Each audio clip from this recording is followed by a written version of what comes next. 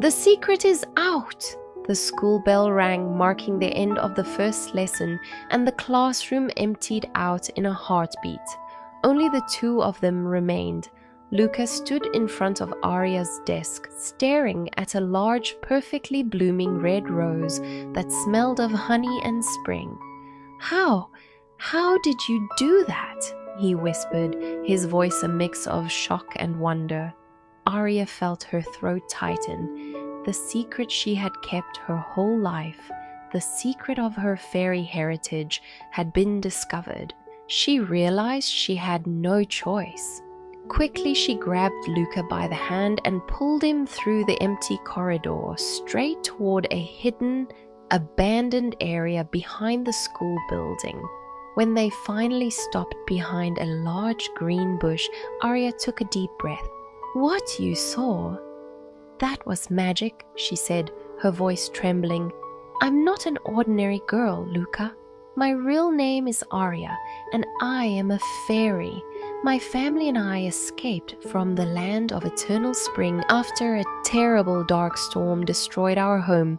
In my world, I can fly, and my hair glows with a beautiful pale blue light when I'm happy. Please, don't tell anyone. If people find out, we will have to run away again." Luka's eyes widened with pure excitement behind his glasses. "A fairy?" he exclaimed softly, jumping up and down with joy. "That is the most incredible thing I have ever heard.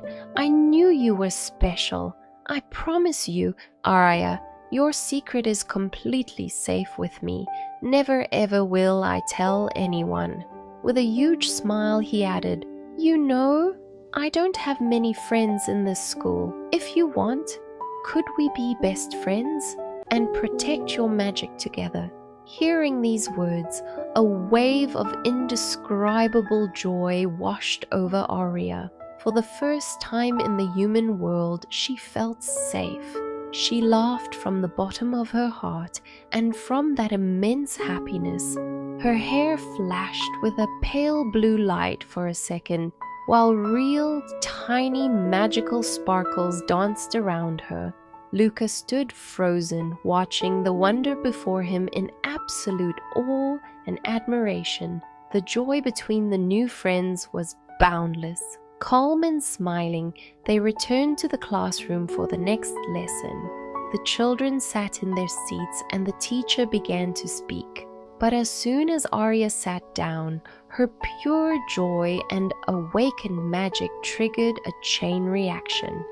Far away on the edge of town, her lost magical key pendant, the one she had dropped during her escape to Earth, suddenly answered. Right in the middle of the class, in front of everyone, the air in the room began to pulse strangely. Suddenly, a brilliant, glowing, silver blue projection of the key pendant appeared out of nowhere, hovering in the middle of the classroom. All the children jumped from their desks, shouting and pointing at the glowing wonder. While the others thought it was just a trick or a hologram, Aria froze in fear, and Luka instantly realized what was happening. The key was calling Aria, but at that exact moment, a small wisp of ominous black smoke swirled out from the light. The remnants of the dark storm had sensed the key too. Luka looked at Aria, his eyes saying only one thing: they needed to act fast.